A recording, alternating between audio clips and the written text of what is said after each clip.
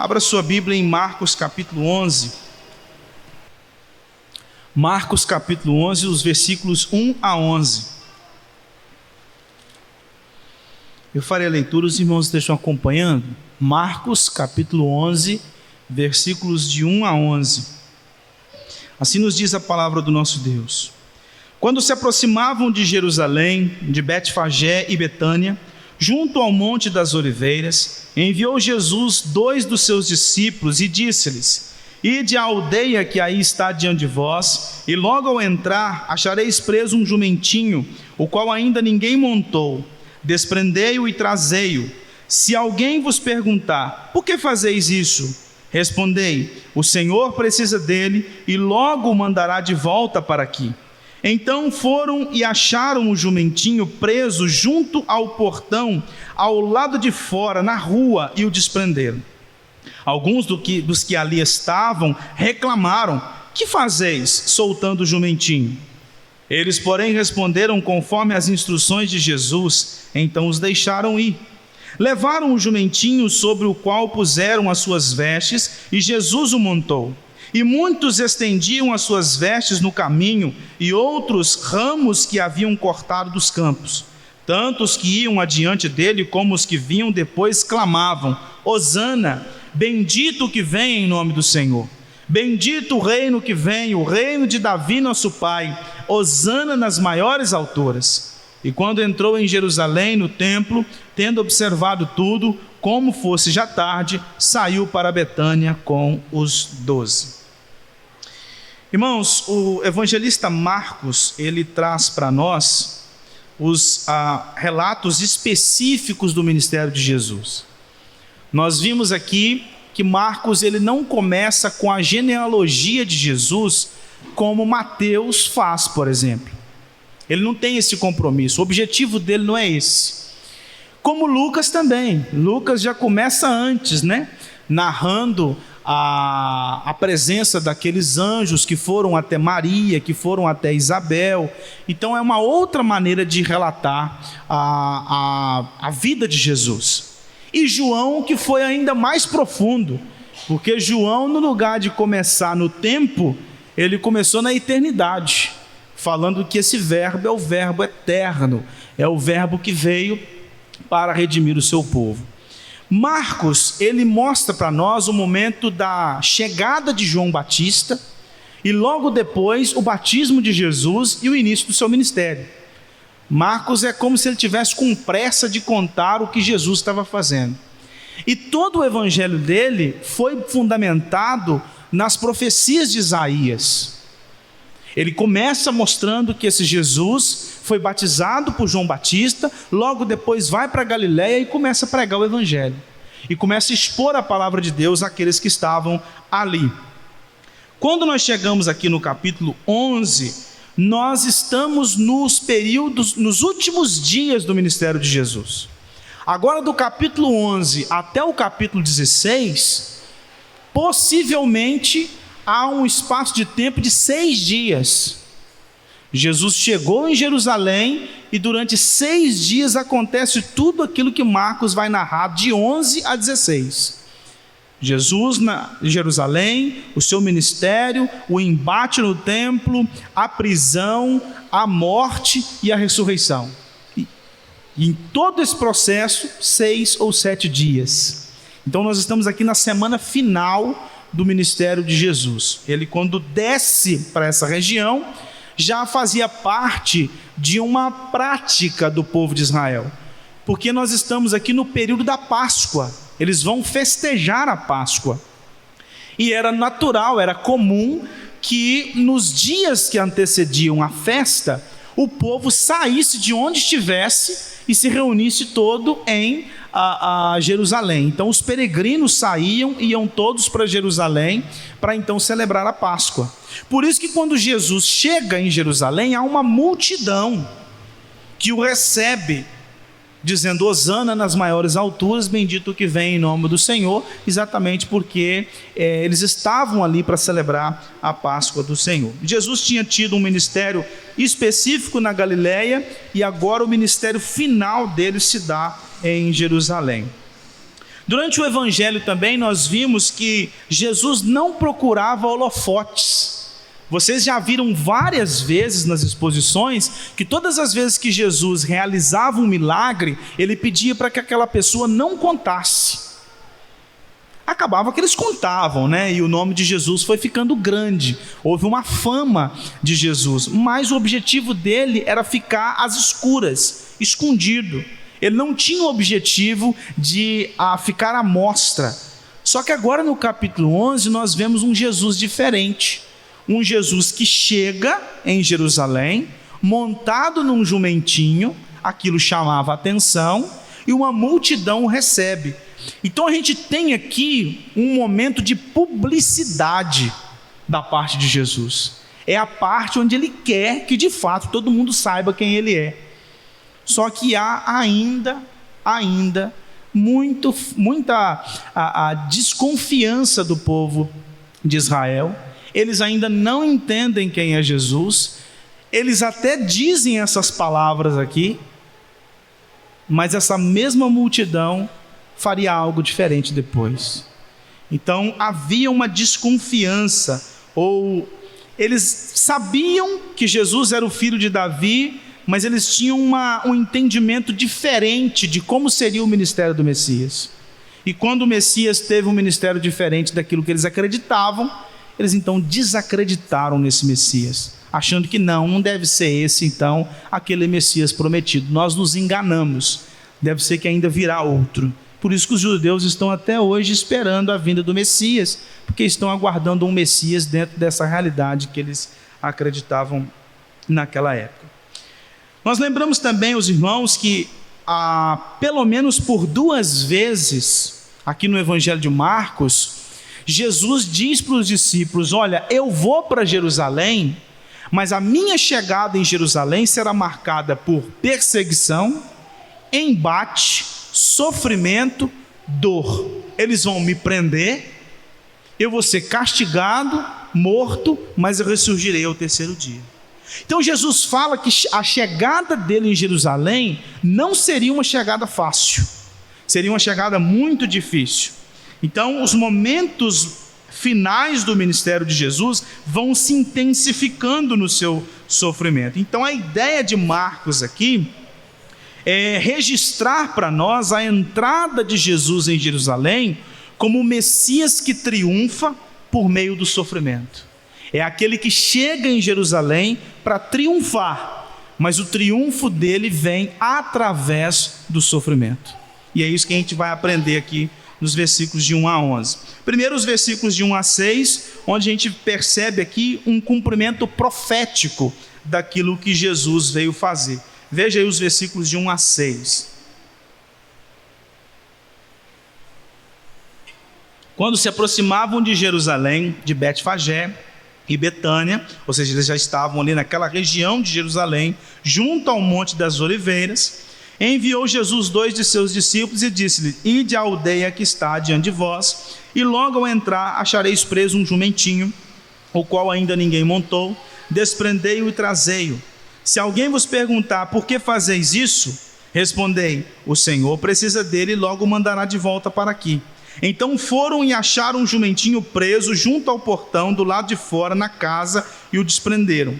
Alguns dos que ali estavam reclamaram: que fazeis soltando o jumentinho? Eles, porém, responderam conforme as instruções de Jesus, então os deixaram ir. Aqui nós estamos num momento onde a chegada de Jesus em Jerusalém marca o que o Antigo Testamento fala do dia do Senhor. O Antigo Testamento fala do dia do Senhor como aquele momento de juízo de Deus. Nós fizemos aqui as exposições no livro de Malaquias, e os irmãos viram que Deus, através de Malaquias, disse que chegaria o dia do Senhor, onde ele enviaria o mensageiro da aliança para julgar Israel. A chegada de Jesus em Jerusalém é uma chegada de juízo. É uma chegada onde ele há de separar as ovelhas dos cabritos. Havia muita incredulidade, mas também havia fé. E a chegada de Jesus em Jerusalém marca um momento tenso, onde inclusive, quando ele narra aquela parábola dos lavradores, ele fala que aquele homem que veio para os seus foi rejeitado, o que nós lemos inclusive no Salmo 118, a pedra que os construtores rejeitaram, esta veio a ser a pedra angular. E eles rejeitaram o Messias, e essa rejeição do Messias é o juízo de Deus, o dia do Senhor sobre o povo de Israel. Então o dia do Senhor do Antigo Testamento está acontecendo aqui agora, Jesus chegando em Jerusalém e realizando os seus feitos. Só que por que eu disse que é um cumprimento profético? Por causa de Jesus entrando montado num jumentinho. Eu acho muito interessante como que Deus, aos profetas, revelou detalhes da vinda do Messias. Porque o que está acontecendo aqui é um cumprimento do que Zacarias disse no capítulo 9, versículo 9. Olha o que diz o texto: alegra-te muito, ó filha de Sião, exulta, ó filha de Jerusalém, eis aí te vem o teu rei, justo e salvador, humilde, montado em jumento, num jumentinho, cria de jumenta. Zacarias, um profeta pós-exílio babilônico, profetiza que o rei de Israel viria montado num jumentinho. E Jesus então entra em Jerusalém, a capital de Israel, o centro da religião judaica, montado num jumentinho. Ele que teve o seu ministério todo no norte, na Galileia, na Cesareia, em Cafarnaum, e agora entra em Jerusalém de um modo profético, num cumprimento profético. Os israelitas, eles tinham tanto essa ideia de o Messias vindo montado num jumentinho, que o Talmud, que é uma enciclopédia judaica, dizia assim: quem vê um jumento em sonho está esperando o reino messiânico, porque é alguém que entende que o Messias viria montado num jumentinho. Lá em Gênesis capítulo 49, versículo 11, onde Jacó realiza a bênção a Judá, ele dá uma bênção para os seus filhos, e tem uma bênção para Judá. Essa bênção para Judá, ela é muito marcante também para o povo de Israel, e eles guardavam isso na mente, porque lá diz assim, ele amarrará o seu jumentinho à vide, e o filho da sua jumenta a sua videira mais excelente, lavará suas vestes no vinho e a sua capa em sangue de uvas. Olha só, o Messias veio de onde? Da tribo de Judá. E lá em Gênesis 49, versículo 11, Jacó, muitos e muitos anos, já disse que ele viria montado num jumento. E depois vem Zacarias, pós-exílio babilônico, também dizendo a mesma coisa. E acontece de fato a entrada de Jesus em Jerusalém. E aí a pergunta que fica para nós é: por que Deus não permitiu que o rei entrasse em Jerusalém montado a cavalo? Porque naquela época os reis chegavam nas cidades para conquistar montado a cavalo. E sempre era o cavalo mais bonito da tropa. Era aquele cavalo bem cuidado, era o cavalo do rei. E ele chegava com imponência, com poder, mostrando o seu poder. E por que Jesus entra em Jerusalém de modo tão xoxo, murcho, frágil? Porque ele foi em paz. Olha que interessante. Quando alguém entrava numa cidade montado a cavalo, ele estava declarando guerra. Mas quando alguém entrava numa cidade montado num jumentinho, ele estava ainda em missão de paz. E Jesus entra em Jerusalém montado no jumentinho em missão de paz, baseado no quê? Zacarias, capítulo 9, versículo 10. Destruirei os carros de Efraim e os cavalos de Jerusalém, e o arco de guerra será destruído. Ele anunciará paz às nações, o seu domínio se estenderá de mar a mar, e desde o Eufrates até a extremidade da terra. Olha só, capítulo 9, versículo 9 e 10, Zacarias diz, no versículo 9, eis aí o teu rei montado em um jumentinho. Versículo 10, ele vem em missão de paz. E é exatamente o que acontece. Aqui Jesus entra em Jerusalém não de um modo imponente e poderoso, mas humilde, servindo. Como ele disse para os discípulos, eu vim para servir. E eu entro em Jerusalém para servir. Como? Morrendo pelo meu povo, sofrendo pelo meu povo, entregando a minha vida pelo meu povo. Aqui eu já tiro duas lições para nós dos versículos 1 a 6.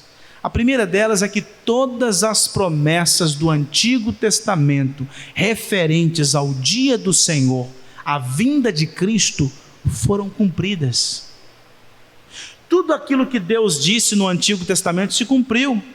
Ele não seria da linhagem de Davi? Pois ele era. Ele não nasceria de uma virgem? Pois ele nasceu de uma virgem.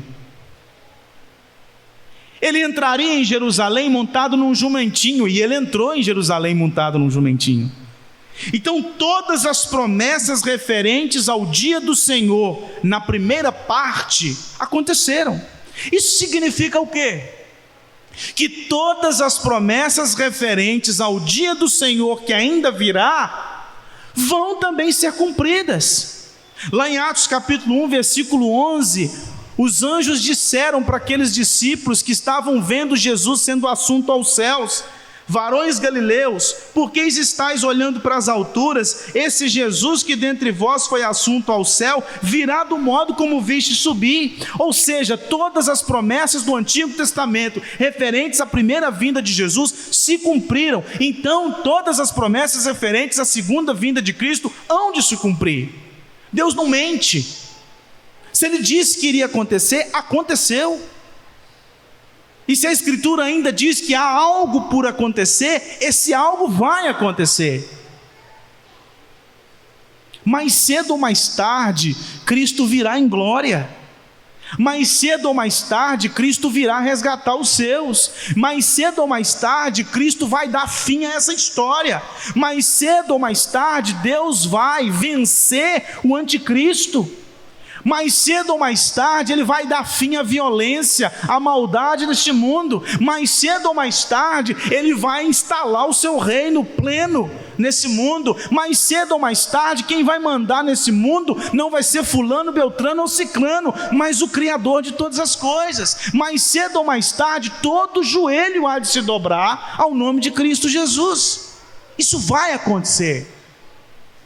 Os maiorais, os grandes da nossa época serão humilhados aos pés de Cristo Jesus e pagarão pelos seus atos, e nós, a igreja, reinaremos com Ele pelos séculos dos séculos. Mas tem uma segunda coisa, uma segunda lição que eu posso tirar desse texto. Quando Jesus veio na primeira vez, Ele encontrou fé e incredulidade. Quando Ele virá novamente, Ele também vai encontrar fé e incredulidade. No dia que Cristo retornar, a uma parcela da humanidade há de recebê-lo de braços abertos. Se nós aqui estivermos, nós nos renderemos aos pés do nosso Mestre e glorificaremos o nome dEle, porque Ele voltou para nos buscar. Mas uma parcela dessa humanidade há de não reconhecê-lo. Por mais que lá em Filipenses capítulo 3 diz que todo joelho há de se dobrar, e isso é verdade, isso não significa que todos vão crer em Cristo, ou que todos vão ser salvos naquele dia. Não. Significa que todos vão reconhecer que Ele é o dono de tudo, mas vão sofrer a penalidade eterna por causa dos seus pecados. Agora olha só que interessante. Quando Jesus veio pela primeira vez, depois que Ele partiu, subiu para sentar à destra de Deus Pai, quem ficou e ficou na incredulidade, teve uma segunda chance. Você quer um exemplo disso? Paulo foi perseguidor da igreja. Paulo viveu nos dias de Jesus, perseguiu a igreja, mas lá em Atos capítulo 9 diz que Paulo teve um encontro com Jesus e foi transformado. Quando Jesus já estava à destra de Deus Pai, ele transformou a vida de Paulo. Outro exemplo, o sermão de Pedro, lá em Pentecostes. Depois do derramar do Espírito Santo de Deus, Deus usa Pedro para pregar um sermão e diz para aquele povo: vocês crucificaram o Filho de Deus. E aquele povo diz: o que é que nós podemos fazer então? Arrependam-se e creiam. E o que acontece? Lá em Atos capítulo 2 diz que mais de 3.000 pessoas se converteram. Eles tiveram uma segunda chance. Agora na segunda vinda ninguém vai ter segunda chance. A segunda chance existe aqui, enquanto você não parte e enquanto Cristo não vem. Eu não sei quanto tempo de vida você tem. Eu não sei se você vai viver mais um ano, mais um dia, mais 10 anos, mais 20 anos. Eu não sei. Mas a pergunta que eu faço por você é: você está preparado para se encontrar com o Messias? Você está preparado para estar diante do tribunal dele? Você está preparado para receber Cristo Jesus como seu Senhor e Salvador? Ou você há de ser punido por este juiz reto, justo? Porque se você, enquanto aqui está, enquanto você está vivo, se você não tomar uma decisão de se arrepender dos seus pecados e depositar a sua fé tão somente na obra de Cristo Jesus, você vai passar uma eternidade no inferno. E não adianta dizer que ninguém te avisou. Não adianta dizer que ninguém te avisou. Agora tem segunda chance. Você tem a oportunidade hoje. Pode ser que amanhã você acorde, e amanhã é mais uma chance que Deus está te dando. Agora, no dia que te der alguma enfermidade que ceifar a sua vida, e você não tiver tomado essa decisão, já não tem segunda chance mais. Ou se Cristo vier em glória, você não tem segunda chance mais. Ou você toma uma decisão logo, ou assuma as consequências dos seus atos. Os versículos 7 a 11, Marcos também nos diz que a entrada de Jesus em Jerusalém, ela revela a realeza de Cristo. Olha aí: levaram um jumentinho sobre o qual puseram as suas vestes, e Jesus o montou. E muitos estendiam as suas vestes no caminho, e outros ramos que haviam cortado dos campos. Tanto os que iam adiante dele, como os que vinham depois, clamavam: Hosana, bendito que vem em nome do Senhor, bendito o reino que vem, o reino de Davi nosso pai, Hosana nas maiores alturas. E quando entrou em Jerusalém no templo, tendo observado tudo, como fosse já tarde, saiu para Betânia com os 12. Irmãos, essa cena é uma cena que nos lembra um cortejo real. Um rei entrando numa cidade. E aí eu gostaria que você marcasse a sua Bíblia e fosse lá para 1 Reis capítulo 1, a partir do versículo 32, porque essa cena de Jesus entrando em Jerusalém, ela nos lembra a entrada de Salomão em Jerusalém. 1 Reis capítulo 1, a partir do versículo 32. Olha o que diz o texto. Disse o rei Davi: chamai-me Zadok o sacerdote, Natã o profeta, e Benaia filho de Joiada. E eles se apresentaram ao rei. Disse-lhes o rei: tomai convosco os servos de vosso senhor, e fazei montar meu filho Salomão na minha mula, e levai-o a Giom. Zadok o sacerdote com Natã o profeta ali ungirão o rei sobre Israel. Então tocareis a trombeta e direis: viva o rei Salomão. Subireis após ele, virá e se assentará no meu trono, pois é ele quem reinará em meu lugar, porque ordenei seja ele príncipe sobre Israel e sobre Judá. Então Benaia filho de Joiada respondeu ao rei e disse: amém, assim diga o Senhor, Deus do rei, meu senhor, Como o Senhor foi com o rei, meu senhor, assim seja com Salomão, e faça que o trono deste seja maior do que o trono do rei Davi, meu senhor. Então desceu Zadok, o sacerdote, e Natã, o profeta, e Benaia, filho de Joiada, e a guarda real, fizeram montar Salomão a mula que era do rei Davi, e o levaram a Giom. Zadok, o sacerdote, tomou do tabernáculo o chifre do azeite e ungiu a Salomão. Tocaram trombeta e todo o povo exclamou: viva o rei Salomão! Após ele subiu todo o povo tocando gaitas e alegrando-se com grande alegria, de maneira que com o seu clamor parecia fender-se a terra. Adonias e todos os convidados que com ele estavam ouviram. Quando acabavam de comer, também Joabe ouviu o sonido das trombetas e disse: que significa esse ruído de cidade alvoroçada?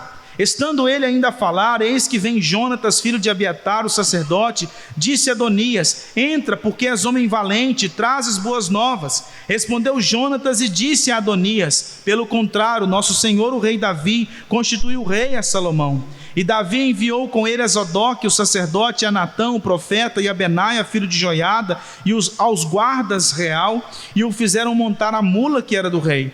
Zadok, o sacerdote, e Natã, o profeta, ungiram o rei em Giom, e dali subiram alegres e a cidade alvoroçada. Esse é o clamor que ouviste. Também Salomão já está assentado no trono do reino. Ademais, os oficiais do rei Davi vieram congratular-se com ele e disseram: faça teu Deus que o nome de Salomão seja mais célebre do que o teu nome, e faça que o seu trono seja maior do que o teu trono. E o rei se inclinou sobre o leito. Também disse o rei assim: bendito o Senhor, Deus de Israel, que deu hoje quem se assente no meu trono, vendo-os os meus próprios olhos. Então essa cena é uma cena de um cortejo real. É um cortejo daquele rei entrando na cidade para governar. Só que a entrada de Jesus é uma entrada humilde, simples, em missão de paz. Esse gesto também aqui da multidão, porque o texto diz que eles levaram um jumentinho, puseram as suas vestes, e Jesus montou, aí eles estendiam as suas vestes no caminho, pegaram ramos que haviam cortado dos campos também. Isso aqui também nos lembra a entronização de Jeú, lá em 2 Reis, capítulo 9, versículo 12 e 13, que diz assim: mas eles disseram: é mentira, agora faze-nos sabê-lo, e te pedimos. Então disse Jeú: assim e assim me falou a saber, assim diz o Senhor, ungi-te rei sobre Israel. Então se apressaram, e tomando cada um o seu manto, os puseram debaixo dele sobre os degraus, e tocaram a trombeta, e disseram: Jeú é rei. É algo que está se repetindo. Aí agora, quando você vai para o versículo 9 e o versículo 10, nós temos Hosana. Sabe o que é essa expressão Hosana? Salva-nos, Senhor. E sabe de onde que o povo de Israel tirou essa expressão? Do Salmo 118, que nós lemos na liturgia. O versículo 25 e o versículo 26 diz: salva-nos, Senhor, bendito o que vem em nome do Senhor. Este era um salmo messiânico, e um dos chamados salmos de Halel, o salmo 113 ao salmo 118. Sabe quando que eles cantavam esses salmos? No período da Páscoa. No período da Páscoa, o povo de Israel cantava os salmos 113 a 118. Nesse momento em que Jesus entra em Jerusalém, o povo de Israel exclama utilizando o salmo 118. Reconhecendo naquele momento ali que Jesus é aquele que veio para o salvar, que Ele é aquele bendito que vem em nome do Senhor, que Ele é o Messias prometido, aquele que o Salmo 118 fala. E olha que interessante, porque lá no contexto do Salmo 118, a referência é às bênçãos de Deus experimentadas pelos adoradores enquanto sobem para o templo. O que está acontecendo aqui? Jesus entra em Jerusalém e logo depois ele vai para onde? Para o templo. O Salmo 118 está sendo cumprido. Lá em Lucas capítulo 24, versículo 44, Jesus disse para os seus discípulos: era necessário que se cumprisse tudo aquilo que de mim foi escrito na lei, nos profetas e nos salmos. Toda a Bíblia, de Gênesis a Apocalipse, fala de Cristo. E o Salmo 118 estava sendo cumprido aqui, na chegada de Cristo em Jerusalém. A chegada de Jesus também em Jerusalém é para restabelecer o seu reino davídico, conforme a profecia de Deus a Davi, na verdade a aliança feita com Davi, lá no capítulo 7 de 2 Samuel, a partir do versículo 11, diz assim: dar-te-ei, porém, descanso de todos os teus inimigos, também o Senhor te faz saber que Ele, o Senhor, te fará casa. Quando teus dias se cumprirem e descansares com teus pais, então farei levantar depois de ti o teu descendente, que procederá de ti, e estabelecerei o seu reino. Este edificará uma casa ao meu nome, e eu estabelecerei para sempre o trono do seu reino. Eu lhe serei por pai, e ele me será por filho. Se vier a transgredir, castigá-lo-ei com varas de homens e com açoites de filhos de homens. Mas a minha misericórdia se não apartará dele, como a retirei de Saul, a quem tirei de diante de ti. Porém a tua casa e o teu reino serão firmados para sempre. Diante de ti, teu trono será estabelecido para sempre. É o que está acontecendo agora. Quando Jesus entra em Jerusalém, ali começa o reino eterno dele. Porque a partir da sua morte e ressurreição, nós temos um novo tempo que nós chamamos agora de os últimos dias. Onde o reino que chegou, mas ainda não. Chegou, mas ainda não de modo pleno. A multidão que espera Jesus, ela é uma multidão que reconhece que Jesus é o ramo messiânico, conforme lá em Isaías capítulo 11, versículo 1, do tronco de Jessé sairá um rebento e das suas raízes um renovo. Este é Cristo que estava entrando em Jerusalém. Então, quando Jesus entra em Jerusalém, ele é aclamado por aquela multidão. Tu és o filho de Davi, Hosana, bendito que vem em nome do Senhor. Só que qual era a mentalidade popular daquela época? Jesus veio e a nação de Israel se tornará a potência mundial. Ele veio para reinar, ele vai se assentar no trono de Davi, ele vai reger a nação corretamente, os romanos não vão mais nos incomodar, serão destruídos pelo poder do Messias. Mas não é isso que acontece. Jesus entra, tem um embate com os fariseus, vai no templo e faz aquela arruaça lá, porque o pessoal estava vendendo um monte de coisa no templo, cria embate com o pessoal do Sinédrio, até o ponto em que ele é preso, açoitado e morto. Então aquele Messias pomposo, glorioso, que era a expectativa dos israelitas, cai por terra. Por isso que Paulo, escrevendo em 1 Coríntios capítulo 1, a partir do versículo 18, ele diz que a cruz é escândalo para o judeu. Que como pode o Deus Todo-Poderoso, Criador dos céus e da terra, ser pendurado no madeiro, sendo que a própria Escritura diz que aquele que é pendurado no madeiro, ele é maldito? Não tem lógica isso. Então, esse que está todo mundo falando que é o Messias, não é. Porque se ele fosse o Messias, ele teria assumido o governo de Israel, e ele não assumiu. Ele veio aqui, teve embate com todo mundo e foi morto. O crucificaram. Que rei é esse que foi vencido com tanta facilidade? Que rei é esse que se deixou ser vencido com tanta facilidade? Então foi contra. Só que a Escritura diz que a guerra de Cristo seria travada na cruz.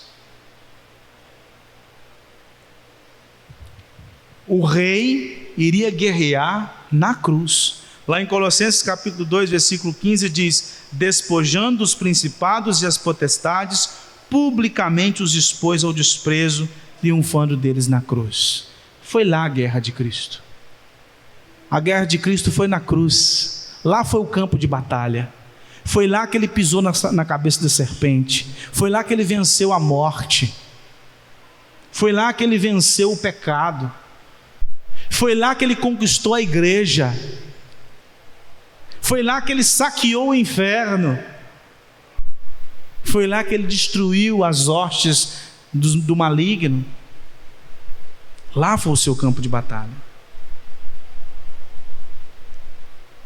E aí o texto diz que Jesus, depois de entrar, foi para o templo. E depois o texto vai narrar para nós, a partir do versículo 12, que Jesus tem grandes embates, inclusive, ali no templo, por causa das ações dos judeus. É que eu gostaria de tirar algumas lições para nós.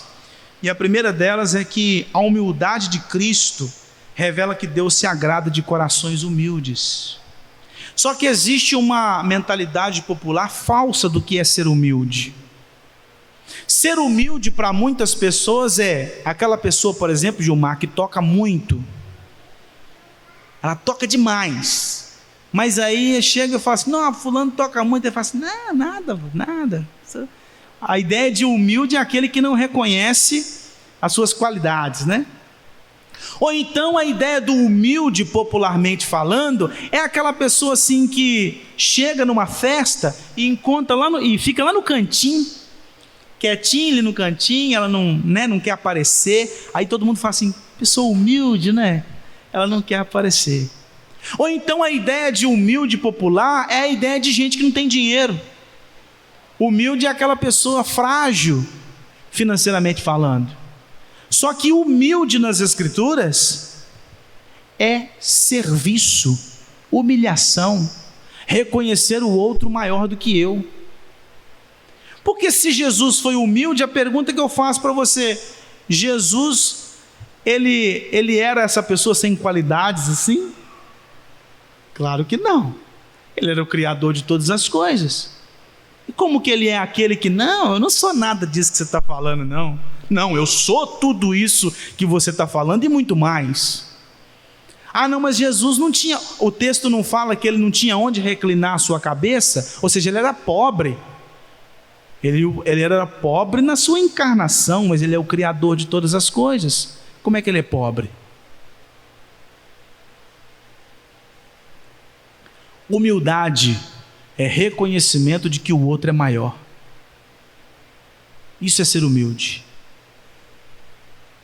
E Jesus então, essa lição que Jesus traz para nós, que é algo que ele já estava falando para os discípulos, é: aqueles que são meus discípulos devem aprender comigo, que sou o dono de todas as coisas, mas decidi servir. Eu vim aqui para dar a minha vida, eu vim aqui para realizar a obra de redenção, eu vim aqui para tirar vocês do inferno, eu vim aqui para servi-los. Então, se vocês querem ser meus discípulos, vocês também precisam ter essa mentalidade, onde ninguém é senhor, todo mundo é servo, onde o marido serve a esposa serve o marido, o pai serve os filhos servem os pais, os irmãos em Cristo se servem. O pastor não é o cabeção da igreja, onde todo mundo tem que servir. Pelo contrário, ele serve as ovelhas e as ovelhas servem os pastores. Os presbíteros servem a igreja e a igreja serve os presbíteros. Os diáconos servem a igreja e a igreja serve os diáconos, onde ninguém é maior do que ninguém. Isso é ser humilde. Isso é humildade. E Jesus está ensinando isso. Ontem eu estava conversando com a tia da Débora,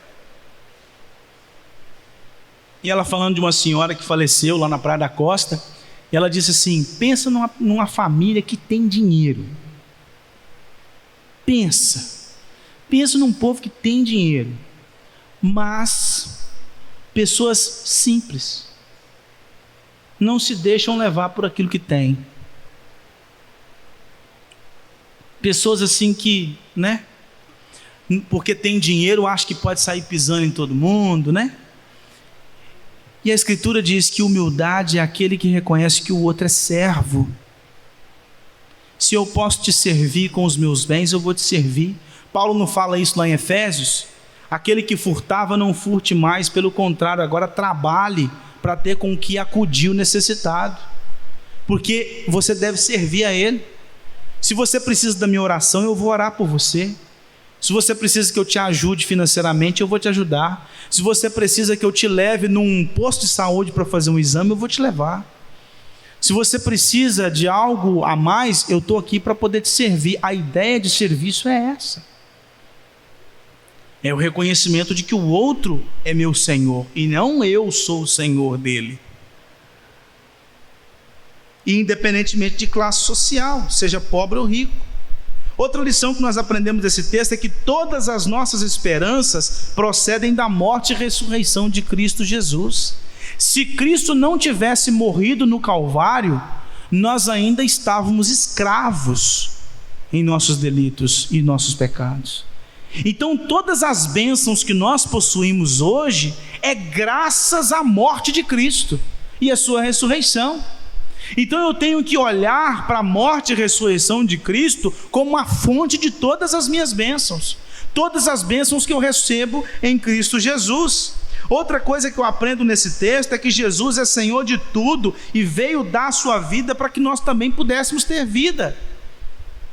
Ele perdeu a sua vida para que nós pudéssemos ganhar a nossa vida. É por isso que ele disse: aquele que quer ser meu discípulo deve negar a si mesmo, deve tomar a sua cruz, deve me seguir. Se alguém quiser ganhar a sua vida, vai perder, mas se alguém perder a sua vida, vai ganhar.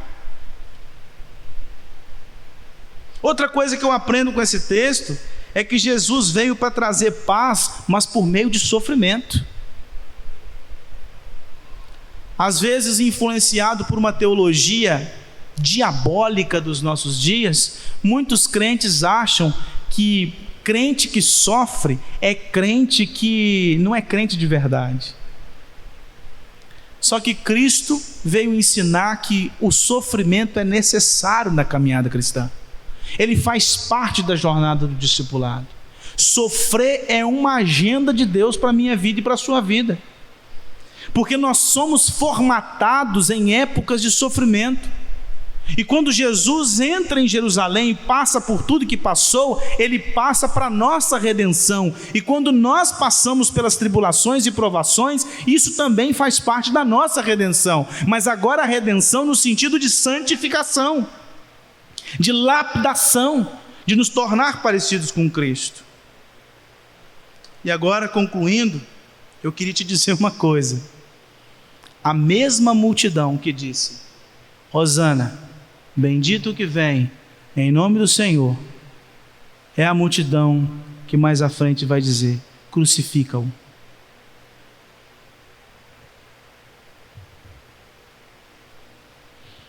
Atos capítulo 1 diz que quando Jesus, depois de ser assunto aos céus, deixou uma igreja de 120 pessoas.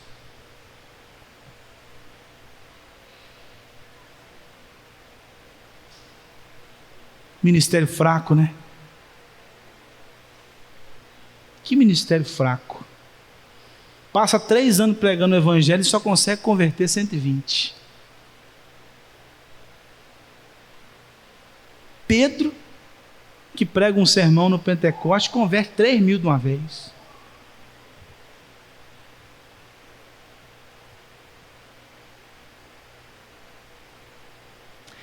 A multidão que recebeu Jesus, Hosana, bendito o que vem em nome do Senhor, é a mesma multidão que vai dizer: crucifica-o. Sabe por quê? A gente achava que você era o Messias, mas você não é. O Messias que nós estamos esperando é um Messias glorioso, é um Messias grande, imponente, poderoso.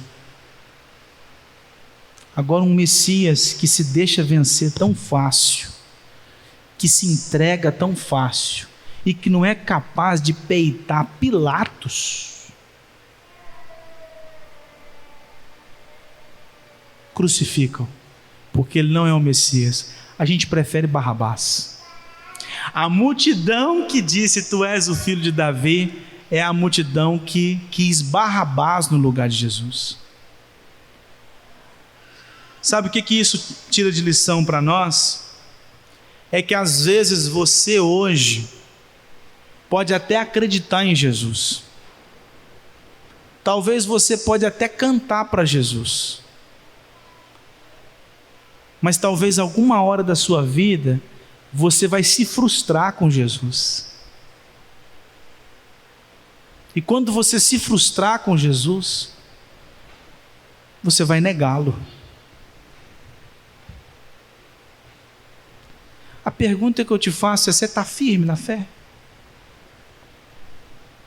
Porque essa multidão se frustrou. Ele não era do jeito que a gente achava que ele tinha que ser. E às vezes você também vai se frustrar no meio das suas provações, nas suas tribulações, nas suas lutas, nas suas dificuldades. E vai dizer assim: ele não é isso que eu achava que ele era. Eu pergunto para você: você está firme na fé?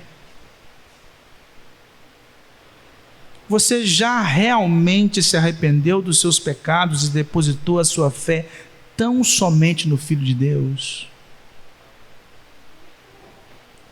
Você está disposto a perder a sua vida por causa de Cristo?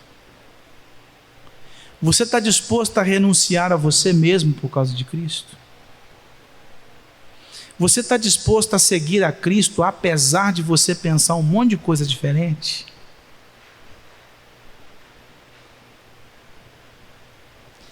A gente nunca pode se esquecer, irmãos, do que eu disse antes. Quando Cristo foi assunto aos céus, quem ficou teve uma segunda chance. Mas quando Cristo voltar, não haverá mais segunda chance. Se você ainda está aí na indecisão, se você é ou não servo de Cristo, é o momento de você resolver isso logo. Não dá para jogar na loteria. Não dá para contar com a sorte. Ninguém aqui dentro pode dizer que dia vai ser a sua morte. Ninguém. Ninguém sabe. A morte é uma coisa que não anuncia, ela chega. E quando ela chegar, não adianta você falar com ela para ela não vir, que ela vai vir. Não adianta você lutar contra ela, porque ela vai te pegar.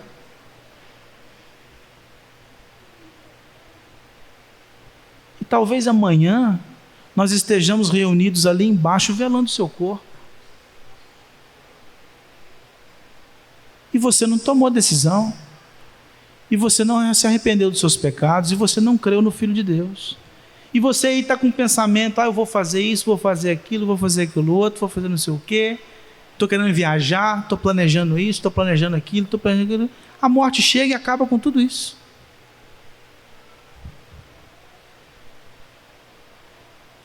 Mais uma vez eu te pergunto: você tem convicção da sua fé? Você tem certeza que se hoje Cristo rasgar os céus e vir em glória, Ele achará fé em você? Ou você vai ser contado entre aqueles que são os incrédulos, os que tinham uma ideia a respeito dele, mas não se dobraram a ele?